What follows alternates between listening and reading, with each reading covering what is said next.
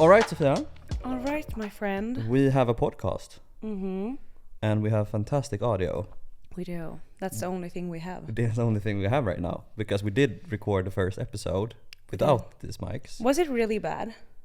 I mean, I will add the old track in here now so people can hear how it sounds. But yes, I feel this is way better. I mean, the content itself was really good. I feel what we like talked about. I feel like this is the professional setting that we're trying to set for this podcast. Very calm. Easy chill. Yeah, I do like that we sit here now and not over there at the table. Sometimes I feel like when you sit on chairs, you stiffen up a little bit. Get more stiff. No sitting on a sofa, like chilling. Yeah, this is a coffee talk. This is a coffee talk, and it's finally happening. We talked about this podcast idea for a long time, and now we're here, and now we're like, let's go. Yeah, why are we doing this? Why are we doing it? Like, we're both very passionate about employer branding, and I feel that there are podcasts about employer branding, but it's very sometimes stiff and not very a lot of thinking. We like to think, both of us, and I think this is an extension of that, and let people hear thoughts about employer branding, like get actual tips on employer branding, and not just, hey, meet this person, you know? Right. Yeah, I mean, just like you said, we talk a lot, and since 2019, you and I have bounced ideas almost on a daily basis. Yep. So this is a place for us when we can actually share those ideas and just crazy talks that we have, and everything from great ideas to really bad ideas as well. But I do think that the podcasts that are currently being out there, sometimes I feel like they gatekeep stuff. Not that there's one way to do employer branding, one way to do content, one way to attract candidates. No, it's not. And it's not a one thing, then you're going to make wonder. But sometimes I feel like people here, they gatekeep the challenges within this space as well. You and I, we talk very openly, today I'm not motivated. I don't know what I'm doing. I don't know what to do. And then the next day it's I have this new concept and it's actually amazing. Yeah, I think we both are people that really not enjoy gatekeeping. And I think this is, as who you say... No, but I mean, from a business perspective, it's probably a smart thing. But then also, a lot of the things that people gatekeep is not really innovation in that sense. You know, it's everyone does the same thing, but the people kind of gatekeep stuff from each other just to not help each other. I don't know. Yeah, but true. I feel this is something where we'll actually be very open for stuff, both motivational stuff as we just mentioned, but also how to do stuff, great people in the industry that you can work with if you want to do certain stuff.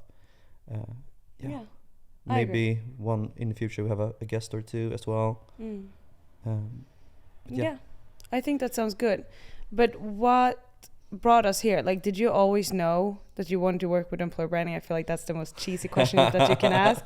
Is this your passion? Is this where you wake up and find joy? No, but okay.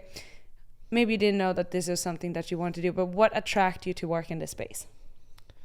Okay, so I think that needs to pull the tape back a bit, but I did study marketing.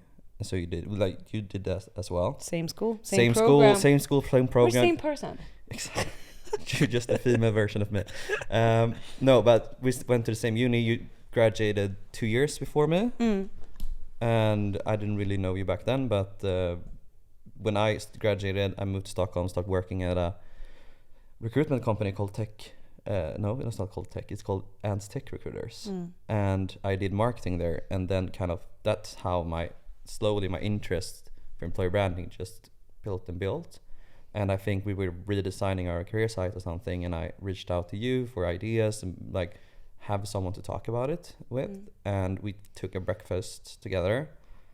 Like we do, and then we've done a lot of those afterwards. But we took a breakfast and we started chatting, and we kind of realized, okay, we are very similar. We have very similar thoughts about employer branding and stuff like that. And then I think we kept in touch all the time, and now 3 years, 4 years later, 3 years, we're sitting here, and it's 4 years later. It's wow, time flies, and we're sitting here now and having a podcast. So I think that my passion for employer branding, it's not a passion. I'm not gonna say I have a passion for employer branding, because I don't. I like it. I think it's very fun and necessary, but it's not my passion.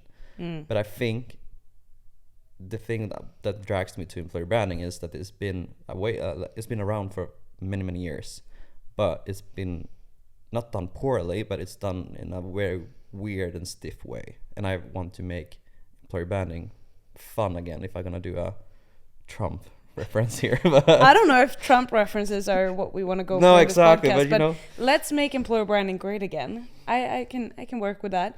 But interesting. Yeah. I think that's one way to end up in this field, like go from the recruitment point of view, and like you hear the challenges, you work with the challenges, and you see that if not having everyone has an employer brand, like there's always associations with your brand, but whether you nurture it or not, and you can actually work with it to strengthen it. And I think that's the part when you come from the recruitment side, that you're like, okay, when I'm trying to recruit for a company and they don't have any branding whatsoever, it's kind of hard to make people make that jump, because changing jobs, that's a big thing. It's a huge thing. Yeah. And I think that we need to take care of our employer brand and nurture it, as you say. Okay, but we started a podcast, and it's called... What is this podcast called? Yeah, what did we decide on? Yeah, we had a long back and forth about the names. Like we do, and the same goes with the logo. Like, why do we spend so much time on like the fluffy things? That's like, okay, people are probably gonna listen into the conversations and not like, oh, that logo looks hot. But it matters, okay? This is what I think. No, but the podcast is called Generation EB. Yes. And that's basically because we are the employer branding generation. Yep. Me and you. Yep. And this is what we want to talk about, like the whole generation about this. Yep. So that's the name. Yep. And that's it. Thank you for the podcast. That's it. Thank you for listening. Bye. But I want you to hear a quick introduction about yourself for people who doesn't know you. All right. Where do I start? So my name is Sophia, and I work as a talent attraction specialist at Lunar. It's a Danish bank. But I'm placed here in Stockholm, Sweden, and I've been with them now for a little bit over 8 months. Can't believe that it's already been 8 months, but I feel like that's always what you say when you start a new company. Yeah. Things just, move so fast. There's so many impressions and so much to reflect on and take in and initiatives to drive. But working in fintech or like challenger banks in 2023, it's difficult. Yeah. It's difficult. It's challenging. It's keeping you on your toes. Some things keep you up at night, but I absolutely love it. Is it your first time in fintech? It is. Okay. Yeah. It is. And the whole banking space was just new to me. Yeah. I mean, I learned a lot from working in entertainment and gaming, but working because the pace is also very high, and you need to come up with these like entertainment touch points. Yeah. But working in a bank, then we're going into like a regulatory field. We're regulated, and you can't say whatever you want. You can't, but at the same time, I would say Lunar, we do just say like it is. Yeah, okay. Yeah, that's cool. So we do challenge a lot, and we do things differently, and I absolutely love being in that space, and I challenge myself every single day. Sometimes I feel like I come home and I'm like, wow, okay, here we go. Let's take a little break and go back tomorrow, because I feel like I'm being challenged to become better and better and better every single day. Fantastic. And I love that. And that's a great space for me to be in this time in my life. Yeah. So that's an absolutely joy. But what brought me here? I also studied marketing, like you said, and I started off working with executive search. Realized that I hated it pretty quickly. Executive search, yeah. I can imagine why. Headhunting was not my thing.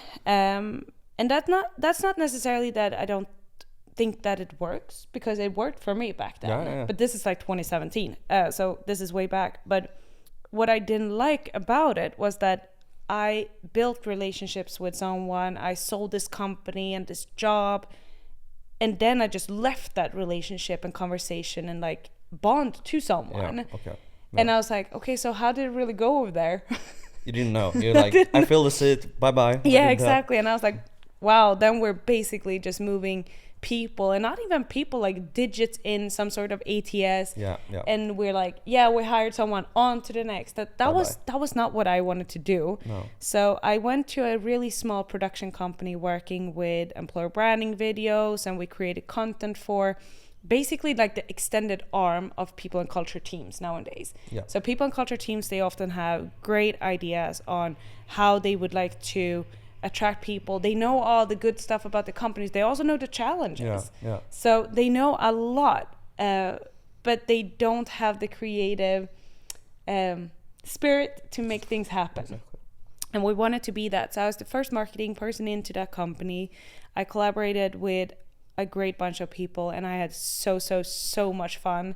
COVID hit. It was a shame. So we closed down, and that's when I started in the gaming industry, and I started to work as a talent partner. Yeah. But I quickly realized that I'm all about making people feel happy and fulfilled at work. I don't want people to go into work and feel, that Sunday blues type of feeling. I want to kill that and make people actually join the companies that suits them, but also for companies to have people that suits their mission and what they believe in. And that's very much what I then figure out was like, this is employer branding. This is where I can actually tell my truth on who I am, what I can offer, and then people can either opt in or opt out from those processes. Yeah. So that's what brought me here. That's why I'm doing this at Lunar, and why I wake up every day feeling happy. The passion. It is passion. I don't know if I call it passion or not, but I work with great people. I think this is so much fun when you mix marketing, you mix research, you mix innovation, you mix HR professionals, like all of that. I just love being in that mix. And then you can call it whatever you want: talent attraction, recruitment, marketing, employer branding. It boils down to the same thing in the end. At the end of the day, it's like, who do you want to attract to make your company go to the next level? Exactly. Yeah. Agree. So that's me. That's you. That's me. Fantastic. A little bit crazy, a little bit sometimes getting stuck into like strategic mode rather than producing things. However, I feel like in these high-paced environments, sometimes it's hard to sit down and come up with these creative ideas because everything's just running so fast, and you cannot really like take a slot in your calendar like, here, I'm gonna be creative at that time. Creativity, it came like last night when I was thinking about us doing this podcast. I was like, oh, these are things that we can talk about. This is what we can do. That was at what, 10? Yeah. So I can't really make slots for being creative, but I just love the challenge. And I just told you off when I got here this morning about my creative process. I kind of realized my creative process, how it was, because when I was working on Monday, I had like this meltdown. I felt I have no creative ideas. Like everything I came up with was shit and so on. And then, so this is Monday, and then Tuesday, I felt a little better. I was like, okay, so this is some ideas I might have. And then on Wednesday, I was like, let's go. Like starting to reach out to people, work. And I kind of realized that that's my creative process. And as you say, it doesn't come when you want it to come. It usually comes when, for me, it's a lot of times is when I shower or like make dishes or whatever. Just do something completely different. Yes, something that might, like, I can't focus on a screen, or you know, I need to be able to like go into myself. Yeah. But maybe we can get into like the creative process and like how to create content, like all of these things in a later episode. But I do think that's very much what we're also working with as creatives. Like sometimes we just think that we suck at what we do. And like the your imposter syndrome, all of those things. Like that's just gonna drag you down. One day or another you're gonna wake up feeling like everything that I do sucks. Yeah. And that's okay. Yeah. And I think that's really the core of why we're also doing this podcast, because you and I, we talk so openly about like, okay, right now, I don't know if I should do an EVP or not. I don't know if it works or not. And sometimes you're like, yeah, EVP is the best thing ever. And then you're like, why are we doing that? Exactly. So it's a lot of going back and forth and like re-questioning how things are being done. Yeah. And I think that's what we want to kind of capture in this podcast, and like yes. maybe someone else is feeling the same. Like, hey, today I suck, and I'm like, yeah, welcome. It's gonna turn into a group session. People just sitting feeling shit. Yeah, people are like, I didn't sign up for therapy, and it's like, no, welcome. You're just having it. Okay, let's if you're gonna start. Before we start, can I get an introduction of you? Oh, right. Don't try to skip things here. Doesn't everyone know who I am? No. So my name is Martin. I am an employer branding consultant, and I run a company called Mbrando, and have done that for the last also like 8 months, something like that. Yeah. But I work with a client called Funnel, which is a tech company based in Stockholm, and I have done that for almost, in February is 2 years, so it's 1.5 years now. So it's been a long journey, and we have seen tremendous results from that employer branding. I think that I'm super thankful to work with that kind of company because they value employer branding a lot and see the value of it. And yeah, but as I said, like I started in Jönköping. I worked with Ants. We worked a bit together as well, and then now I'm here running my own thing, trying to figure that out as well. Yeah, figuring out how to run your own business. Exactly, and it's. Are you gonna make the Forbes 430 under 30? Yeah, I actually thought about that yesterday. So I'm 26 right now. I'm turning 27 in May, and I always like been joking about people like, I'm gonna make it to the Forbes 30 under 30, and then I saw a video about it that like it's just hoax, like it's really weird. They're like, so I don't know if I'm gonna make it anymore, but like, yeah. We'll see. We'll see. Yeah, I have 6 months, so that's probably not gonna happen. So thank you for that. I will. Yeah, I will submit you to it and talk to him. Oh, thank you. Yeah, I look forward to it. Yeah, it's gonna be good. Okay, but yes, now. No. Employer branding. A lot of questions I get when I talk to people that is not working that much with employer branding, or they maybe do something like, where do you start? How do you start? Who should you talk to? I think this is one of the things that everyone struggles with, because whenever you say, okay, I'm going to start employer branding, there are so many different ways to start. You can start with an EVP, you can start to just creating content. It can be like overwhelming, and then you come to a point where you're just not starting at all. Right, it's so fluffy. So it's like, where do you start? Yeah, exactly. Yeah, how do you navigate in that cloud? Yeah. So I think that's the topic I want to like talk about today. Okay. I can feel it's a good first episode topic. And what I just want to say first, when you say like, okay, where do I start? The beginning that you need to start is to have a talk with your boss or whatever, depending on if you are your own boss or not, and saying, I want time to do this. So if you want to do employer branding, you can't be a TA person working 100% and then like doing employer branding sometimes when it fits. If you want to do it yourself, you need to put some time aside. If that's creating content or working together with the marketing department, you need to put some some time to do it, because otherwise it will not happen. Like, put it in your calendar and today I'm gonna like do it. You don't have to be creative. You like just make a plan, whatever. Just make the habit of actually putting some hours each day into employer branding. But if you have the resources, you can have an employer branding person, like, or you can like go half-time TA, half-time employer branding, you know? I think there's so much into this topic itself, because now you're going into like, maybe you can have a person doing it, blah, blah, all these things, and like you should talk to your manager. Like, yes. And I think that employer branding does not have the seat in like the leadership group at the moment. Not in a lot of companies. So not even talent has that. Like, they have a people officer usually. Exactly. But so it's not prioritized, and that's just how you have to work with it. Because, for example, in my case, like, we have the consumer brand, we have the product brand, and we have a creative studio, and then we have me on the side of doing employer branding. And I mean, I can make creative plans and content plans and everything, but say that we need to do a campaign to target business consumers in Denmark, I'm not going to be prioritized in that. So one, you have to really like get that urge to like, okay, why should people care about this? I think the why is really important, and also set the why into a context of start somewhere, start small, and then scale it up. You don't have to like, okay, so by working with employer branding, I can see in 10 years that this and this is going to happen. Like, Probably not, but start small. Yeah. Start small and try to explain your hypothesis and what the outcome and the aim of the work that you want to do can provide to the overall company, and try to move it from like a cost to make it into like a revenue perspective onto it. Like this can actually gain a lot of, or save a lot of time and money down the line. Like try to focus on those parts of why are we working with our employer brand? Why is that important? And I think that when I worked with my friend Ina at Star Stable, that's when I really got challenged with that, because saying that you want to work with employer brand, that's great and all, but why do you want to do it? Exactly. And what results are you trying to get from it? Yeah.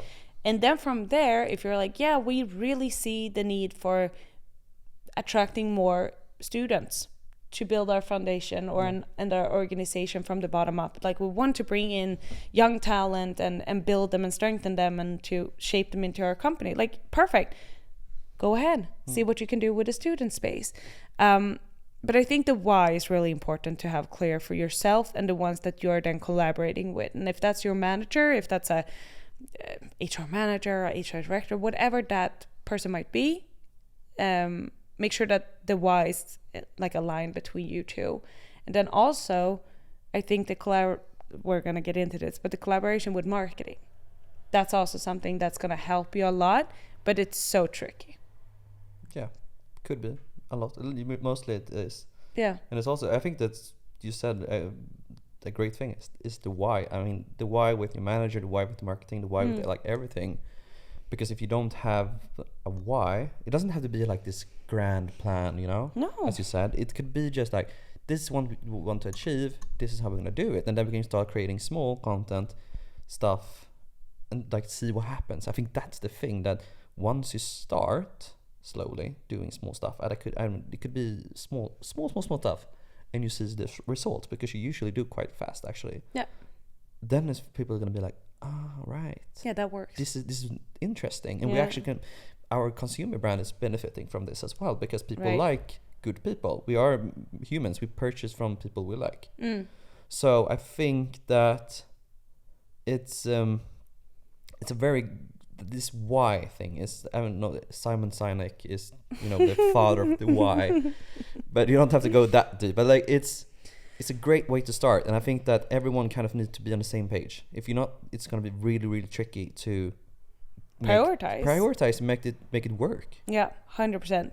And then I think from the why, it will guide you pretty quickly into what you have to do. So why should you strengthen it? Okay, so how can I then do it? And maybe perhaps it's just with starting inside out, like talk to people on what makes them happy at work, or just actually having conversations. Yeah. Start talking to people. Start talking to people around the organization. See that as like, put your curious lens on and just go for it. Start talking to people. Understand why people are working at that workplace and at that job. What motivates them? What's challenging for them? Like, figure out why they have chosen to spend the time with you. Exactly.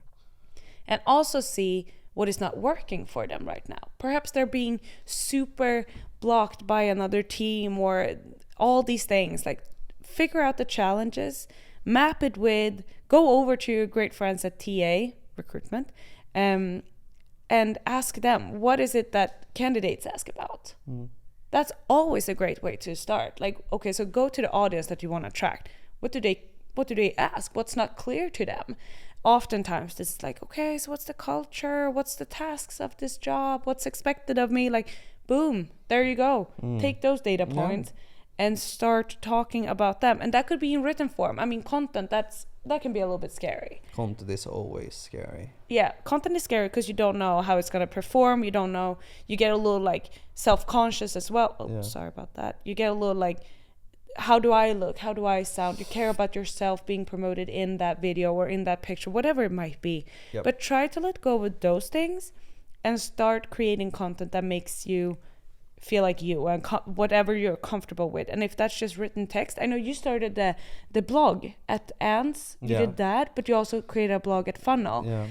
that's just a written format, and then people are gonna be like, oh, but no one reads anymore. Yes, they do. If they're interested, they do. People do, and I think that I usually, whenever people ask me like, where should I start with the content, all that stuff, I always say, do you know photos and film? No, I don't, not too much. Okay, start writing. Like, writing is still today one of the most powerful things in the world. Like, it's been for so long, but it's still very, very powerful. And I think that conveying like stories from the people you're working with into great stories, share them on both like social media, but also have them in your like job ads, stuff like that, will help just getting their pick. Like, you start to feeling this human, like it becomes human, the job. It's not just a job, it's something else. And I think that I work a lot with that on funnel still, because I think that it's working. People are enjoying, people are reading it, and especially if they are getting really interested into about the position or a role that they are considering, that's when they really, really, really makes sense. Right, because if you take the candidate's perspective, I mean, as a candidate, you look into everything. Everything, yeah. You research everything. You research the people, you research the income statement, you research pictures of what they're doing, you go into the career page and you scan that thing. Exactly. Because you want to prepare yourself, and you also want to know, you're like, okay, so Lunar, what are they up to? Okay, they're building this product. Okay, what's the culture behind that product? And all these things, like, that's what candidates, that's what's going to help them make it their decision if they want to opt in or out, if they want to apply or not. Exactly. And I mean, companies then who gatekeep their culture and the job tasks and the expectations and the growth plan and whatever you can become at that company, that's a clear opt-out from candidates. And that's not necessarily true that you cannot offer growth potential opportunities or like learning and development and whatever it is, but it just might be that you just miss out on a really good opportunity to just tell the world what's truly like to be at your workplace. Yeah. I totally agree. And I think do you agree with you? Wow. No, I think that it's also because I think the next thing about this is that people, it's very easy that employer branding just becomes happy things. Oh, we have it so nice here, blah, blah, blah, blah, blah. You sugarcoat it. You sugarcoat it a lot because usually you have an idea of the brand and not the brand, like how the culture is and stuff like that. But might not necessarily be true. So also one thing that is very good to do is talk about challenges as well. Yeah, and like what is not working, but also turn that into how are we currently working to improve those things? Because no one is perfect. Exactly. Say, for example, if you have a really shitty tech solution, like you don't have the right tech setup to a lot of legacy and stuff like that. Yeah, but also it could be like you still don't really know how to do hybrid meetings, like everyone's sharing computer type of thing. That could be something that you're like, that's the reality we're in. It's not perfect, we know, but we're doing this and this. We have this amazing IT person who's currently looking into what solutions we can run with to make our hybrid work life even better. Perfect. Then at least you acknowledge that is something that you're working with, rather than being like, we're perfect, and then you join and like, okay, so everyone is splitting computer screens when doing hybrid meetings. Because that's the worst thing I think about employer branding is sharing screens in hybrid meetings. Can not everything be digital? No, but I know a lot of people that has been through this. So they apply for a job or get contacted by a recruiter or whatever, and they scan the outside and it looks so nice. They have all these benefits. People look happy and all that stuff, and then they join and it's like the completely opposite. It's not that what they said on the career page and whatever and the content. It was something different. And people be like, right, this wasn't what I was looking for. I thought I applied for something and just sign up for something, but then it's something different. And I think that's not to scare people, but I mean, be honest with yourself when you create stuff and talk to people. But isn't that a little bit of a pitfall that we see in employer branding, that everyone talk about being authentic? No one is authentic. No one is. But also you look at like, I see that Funnel are doing these cool things, copy paste. Like you don't see what others are doing. You're like, how can we make that the Lunar way of doing things? Or how can I make that content feel and look like IKEA, whatever company it might be? We just take whatever someone else has said, like, oh, they have a value, be brave. We're having it too. Like all these things, we just look and feel the same going out to the talent market. Of course, it's hard for them to select what company they want to work with. Everyone sounds the same. Everyone's like, we're also brave. Like, okay, perfect. But brave in what way? And what does that mean for you? So I think that there's like, it's a really interesting mix of like saying that you're authentic, but yet you can't be authentic. And I understand that company have like sensitive information. Yes, those are not the things that you should take away from this little conversation that you're going to go out in the public and speak about. If so, talk to the PR team just to check in before you do that. But especially if you're a public company. Yes, but I mean, being honest about what it's like to work somewhere and like, yeah, this is what we do. This is actually what we're great at. And this is what we're not so great at yet. Share those things. Because that is also engaging with people. Because a perfect human being, they also have flaws. And the same goes with companies. A perfect company, we know that there's something. They probably have bad soaps. You know, they have bad soaps in the toilets or whatever. Something. Like something must be up. Family fresh in the showers, something like that. Exactly. There's something they're hiding. Family fresh in the shower. Yeah. Isn't that the Lidl brand or something? I don't know what it is, but you it's don't just the like family fresh like sense that they have. It's like, I don't know if this is this fresh. Is this gonna make me like feel clean? I don't know. Okay, so if you try to hire Sophia, don't do that. Don't go for the family fresh. I mean, it doesn't have to be luxurious or expensive. Or like I run on small budgets, but the family fresh. There is always Good. Now we get that out of the way. I feel so much better now. You know what I think we should do for future podcasts? I think we should do check-ins. Do you guys do check-ins at Funnel when you have meetings or workshops or stuff like that? Can you elaborate on check-ins? See, that's the thing. No one really knows. So a check-in is something that you do before you have a meeting or something to really center yourself in that conversation and that space on what you're going to do at that moment.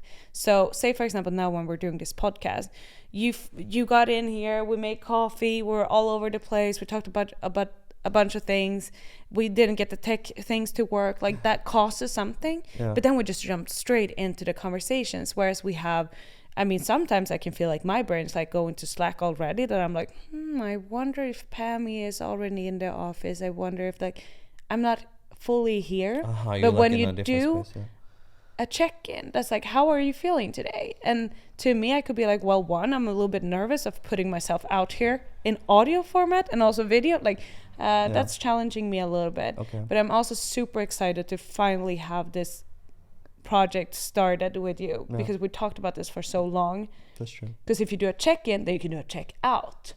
It's so like, how you felt afterwards, kind of. Yeah, how do you feel now? Do you feel miserable? No. Oh, okay. I was like, do you feel bubbly? And you're no, like, I feel super good. I just hope that this tech has worked. We had an issue with the tech before. You should usually do when you do something new. Yep. And hopefully it works good. And we'll see. Yeah. But yeah, I think that. Should that be just the first thing? Just us, like, this is the first episode. This is what we're doing. We're a little bit all over the place. All over the place. But I like the check-in part. I think that we can try to see. Because let's be honest here. We're talking about authenticity. You want to do like, hey, everyone. Welcome to our podcast. I love how you I'm like, Sophia. I'm Martin, blah, blah, blah. And I was like, no, we're not doing that. Yeah. That's cheesy. Like, okay. Yeah, so I killed that idea straight off the bat. But I do think like a little check-in, like, what mood are we in today? That could be a fun start. Yeah. Like, what's your headspace? Because perhaps you're super stressed. Mm-hmm. And I mean, for me, I was in Copenhagen this weekend or this week, and I've been working on a lot of fun projects we're doing. Actually, going back to values. We're working on values right now. So Lunar has been on such a journey for the last 4 years. We have 6 values, but what we've missed out on is to connect the values with behaviors. So what does it mean to be working at Lunar? So for example, this is interesting. Some companies have the same values. What, like I talked about earlier, like being brave. Like Star Stable have that one, Lunar have that one. It's pretty different in how we make those values come to life. So the behavior of being brave is different at Lunar than it is to Star Stable. Yes. Nice. And that's how it is at many different companies. So we're trying to make, this whole project of like having values printed on the wall, thinking that that's going to drive your culture. Yeah. We're going away from that and actually make them come to life. Like, what does it mean to work here? And that's going to be a core part in my work in employer branding going forward. Boom. That sounds very exciting. It does. So that's what I did this week. So I'm a little bit all over the place also with that. So that's hence the conversation. Is that your checkout? No, all over the place. That should have been the check-in, because the check-out, now I'm very here and I'm very excited to do this. But yeah, all over the place. Yeah. How often are we going to do this? How often do you want to do the podcast? Yeah, that's a really good question. I think that we're probably going to do this monthly, sometimes maybe even more often, depending on how much we have and how excited we are about stuff. But definitely, you will keep us, you will see us talking about this. We'll see and hear, because we are recording this with some video as well. Yeah. So we probably should have said this in the beginning, but fuck it. Can I swear in the podcast? Yes. Okay, good. This is Generation EB. We can We're swear. authentic. No, but if you want to not just listen, but if you want to actually see a video of us talking, I don't know, it will be available on YouTube, and we will also share some stuff on LinkedIn. But if you want to see the full thing, it's going to be available on YouTube. And otherwise, you're already listening to this podcast, but we're trying to get this podcast on every type of podcast app or whatever you want to call it. Where do you listen to podcasts? Of course. Which platform do you use? Oh, I'm on Spotify. Yeah, man. I'm a big Spotify lover. I love that they can have a little video ongoing right now as well. Yeah. Boom. Next level. Spotify made it happen. But so I'm mostly on Spotify, I have to say. Yeah. Good. I think that's this is it. I think this is it, my friend, for now. Thank you for listening. Thank you for spending this time with us. And we'll see you in the next episode. See you. Bye. Bye.